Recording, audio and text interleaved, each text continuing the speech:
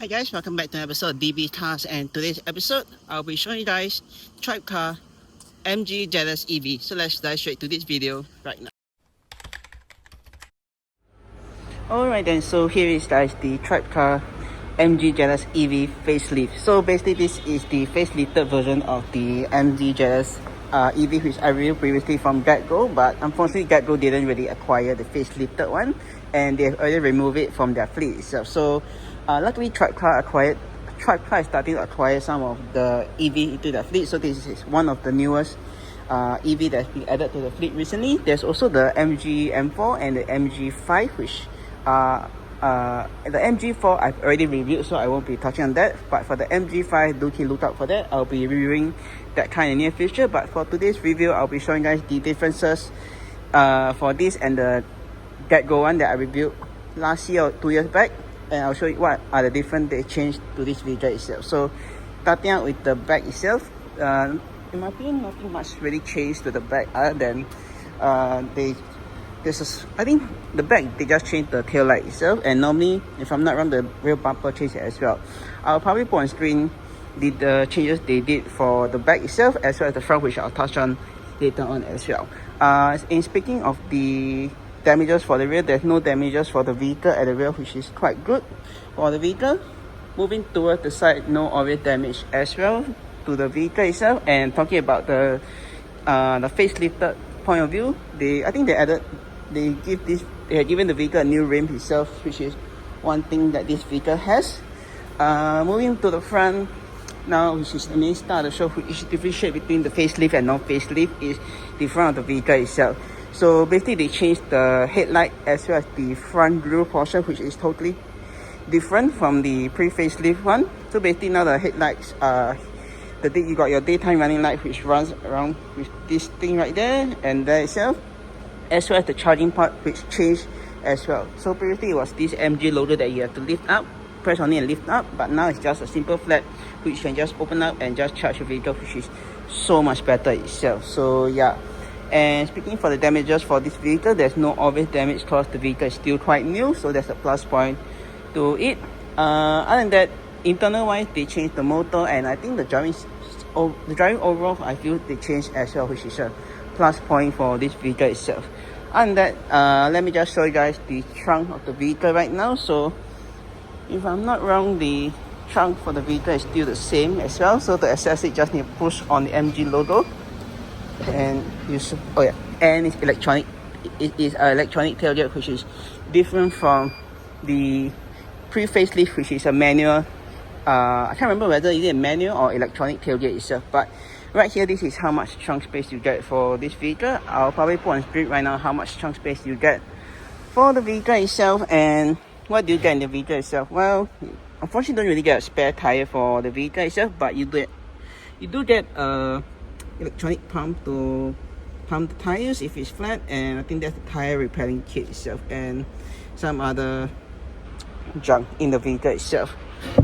One good thing is you do get some storage pocket at the side right here, so you can put your stuff right here as well as here itself.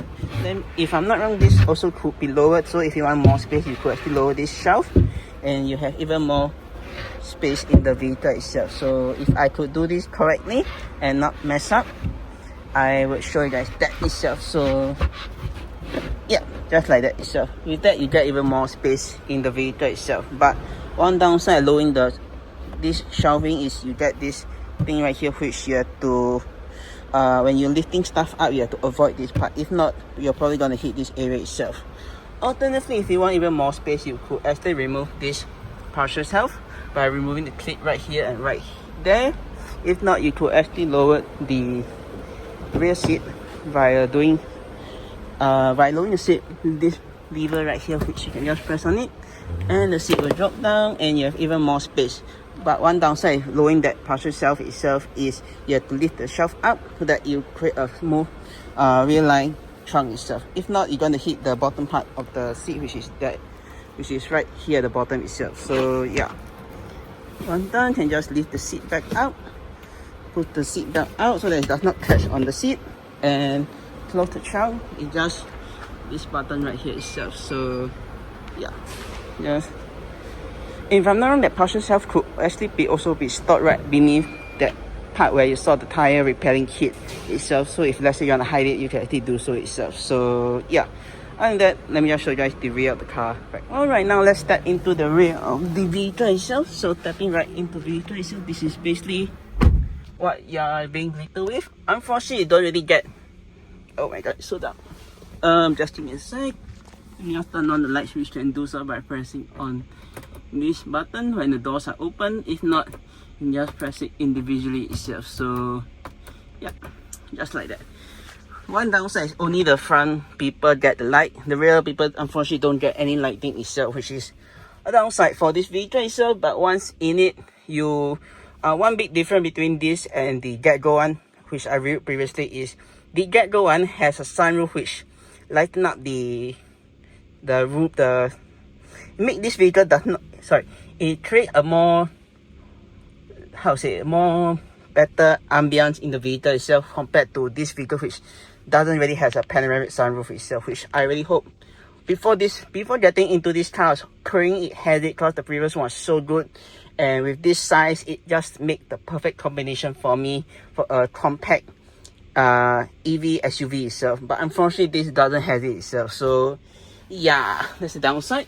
But in the rear, unfortunately you don't really get any folding armrest if you want to rest an arm on. The only area you can rest an arm on will be right here itself, where unfortunately you can't really see much, but you got your window switches right here, your door release handle to get out of the car, and your grab holding thing right here itself to grab hold when the vehicle is accelerating itself. So yeah, and that in the rear you also do get AC vents, which is very nice. But unfortunately, they are being controlled right at the front by the driver itself, so you can't really adjust it to your preference itself. It's all adjusted through the front of the vehicle itself. Sorry about that. But yeah, yeah, unfortunately, no storage space right here itself. Only storage space if you want to put your stuff is right here itself, which is quite small itself. So can't really put much stuff in it itself. But speaking of space-wise in this vehicle, if I remember correctly how I feel when it's adjusted to my driving position wise, I would say I got about a fist of legroom space wise, which is not too bad. Headroom space wise is also not too bad in this vehicle. I got about a fist and maybe a finger. If I'm not wrong, the panoramic sunroof, if you were to add if this vehicle has the option to add the pan roof, I think it will definitely eat into the space, and probably my fist and one finger's headroom space will be probably reduced to just 4 fingers or so, if I'm not wrong itself. But otherwise, it's still a decent amount. It's still a decent, I would say it's still a decent amount of storage, amount of seating. My comfort wise in this vehicle is still, it's okay. I would say it's okay, not too bad itself. So yeah. Let's shift to the center of the seat right now. So one good thing about this vehicle is it does not have a transmission. So sitting 3 full-grown size adult in the rear isn't a big issue as well. As you guys can see, I'm sitting in the center right now, and depending on how the front people adjust the seat, it could actually be good as well as bad itself. Firstly, the last front passenger has his seat inclined to a certain degree, so my space been eaten up itself, so there isn't really much space in it itself. But the driver's side is still okay because it's adjusted to my position wise itself. But if you ask me, if you were to carry 3 full-grown size adult in the rear itself, how would it be like? Well, I would say it's a bit of a squeeze because this is not a big size SUV, not a mid-size SUV like the, let me see what I should think of, the previous EV. It's not like the Auto 3, if I'm not wrong, that's its closest rival. The Auto 3, I think you could technically fit 3 full-grown size adult comfortably, but for the MG ZS, it's not it will be an issue because it will be quite squeezy when you have 3 full-grown size adult sitting on the left and on the right hand side itself, and you will sit in center like me. It will definitely be a squeeze itself. So yeah, not really the best itself. So yeah, and that let me just jump to the front of the vehicle right now, which I'll show you guys some differences that MG has done for the facelifted ZS EV itself. So let's dive straight to that right now. Alright then, stepping out the vehicle itself, not big deal because the doors do open quite wide and I'm able to get out quite comfortably. So yeah, if you're wondering whether there's ISOFIX, there is. It's somewhere beneath here, you have to just dig underneath this part right here, which is a bit hard to find, but if you can find it, then you can definitely attach your child seat to it itself. So yeah, all right.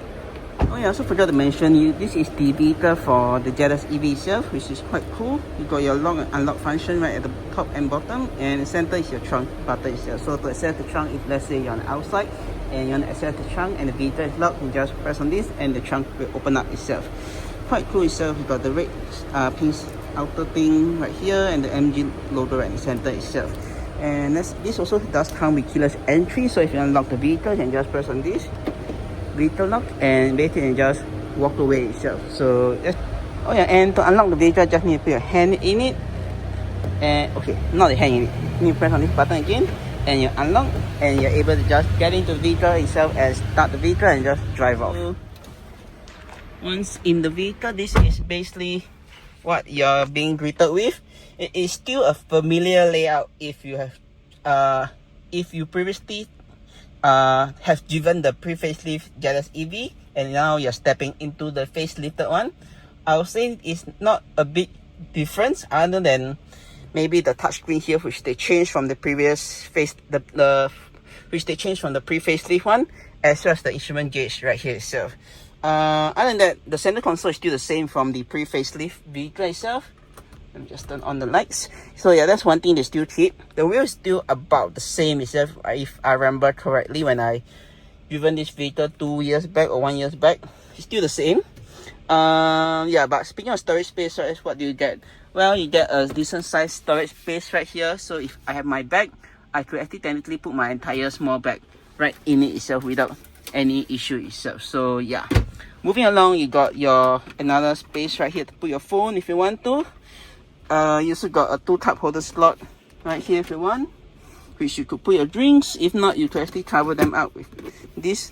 You could actually technically cover them up. Moving along to the rear, you got your center your storage right here in the center. Put your stuff. Fortunately, it's not really that big, so space, the things you want to put inside will definitely be limited itself. So yeah. Last but not least, for both the driver and front passenger, they have an option to add in, they could actually store their stuff at the side door bin right there, right at the bottom right here if they want to. If not, that's basically it for the storage space you get for this vehicle itself. Moving along, you got your hazard button right there at the top, which is still the same layout from the previous pre-facelift vehicle.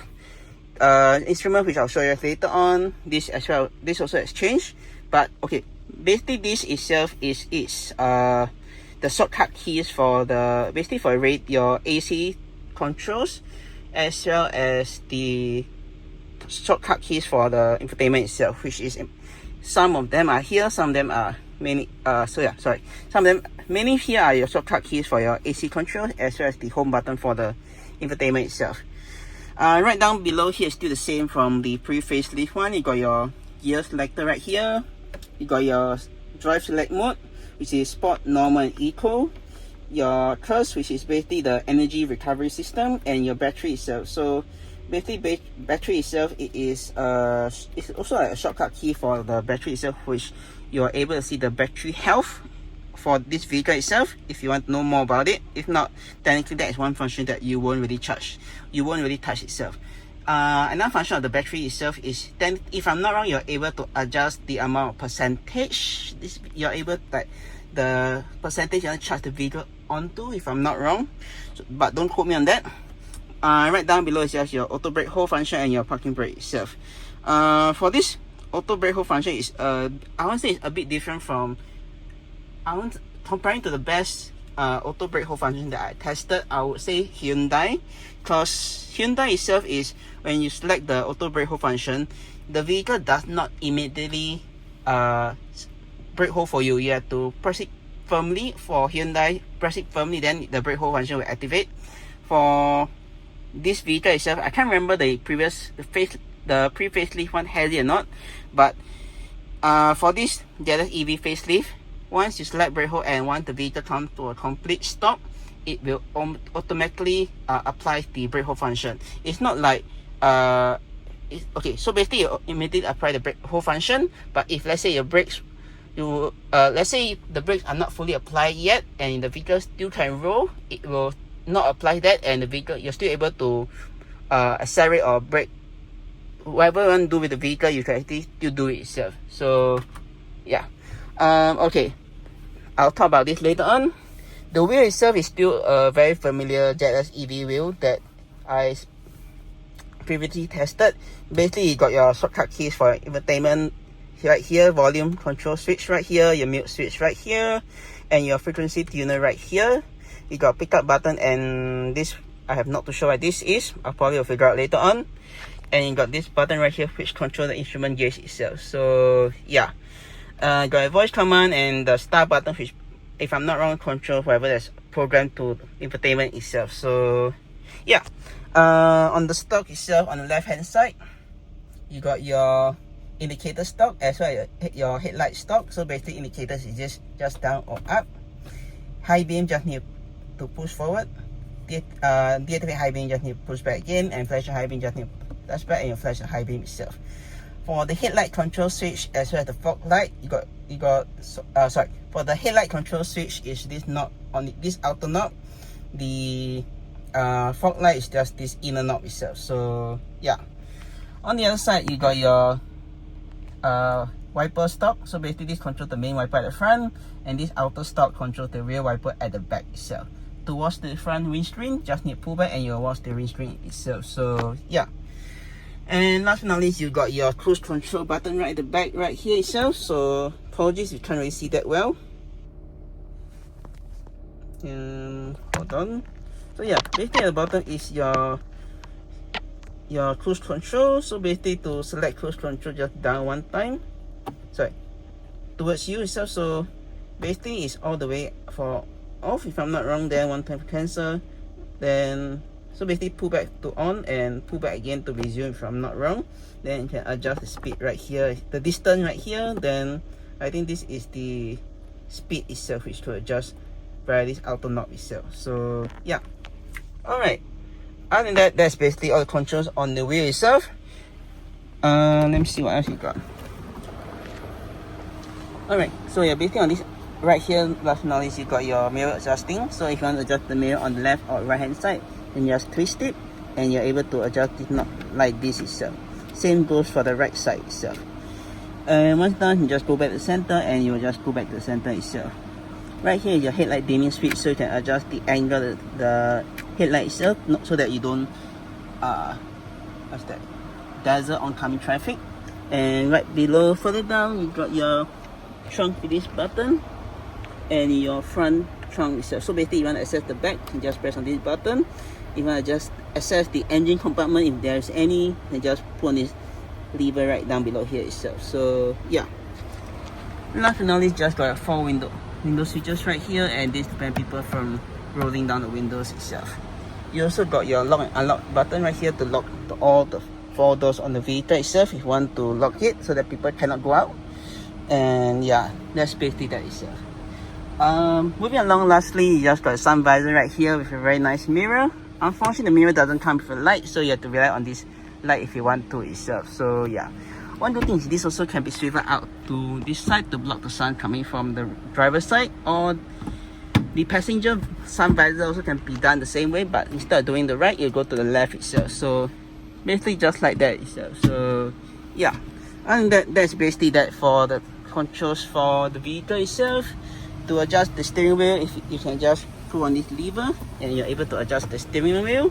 Once done, you can just lock it in and you'll lock its current position itself. So yeah, to adjust the seat is this lever right down at the bottom, which is at the side right here, like most Audis, like basically it's right here itself, like most of the Audis, Opel and Vauxhall vehicle is on the left hand side for the driver and on the right hand side for the passenger itself, for the front passenger itself. So yeah, to adjust the height of seats right here and angle the seats right here itself. So yeah, and that's basically that for the vehicle itself. I'll now be touching on the instrument gauge itself. So let's jump straight to that right now. Alright, then now let's talk about the infotainment and the instrument gauge that change for this facelifted MG DLS EV itself. So basically this is how the updated infotainment looks like. So basically now you got all your when it's from the GetGo itself, you got your controls for your AC right here, your fan speed right here, as well as your infotainment. If it's connected to Apple CarPlay, it will show here. If not, will be the vehicle's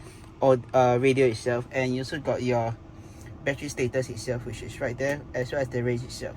Right down below is all your various controls if you want to control the vehicle itself, as well as this also comes with cameras. When the vehicle slows down to a slow speed, it will turn on the cameras itself, depending on the indicators when you are either turning left or turning right. Like, let me just show you that. It will just do something like that itself. Same for the right hand side itself. And you're also able to adjust the vehicle, or you're able to see the vehicle's camera 360 degrees itself. So yeah, other than that, that's basically that for the infotainment.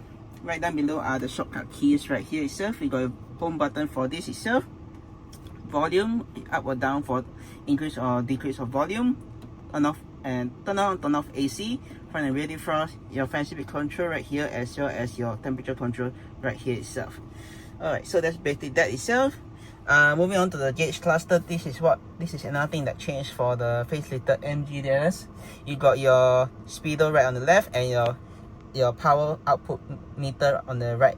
Sorry, on the left is your speedo, and on the right is the power output itself. And in the center you got your screen with the various control itself. So right at the bottom you're able to see your range as well as the battery percentage itself.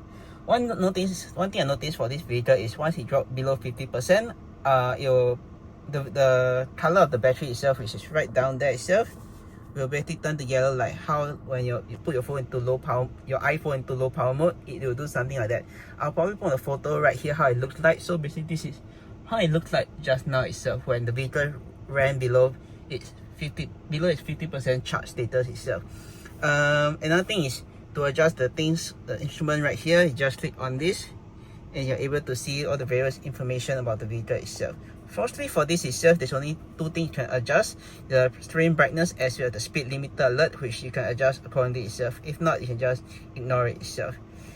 Other than that, this is basically nothing itself. I think this is basically for the cruise control.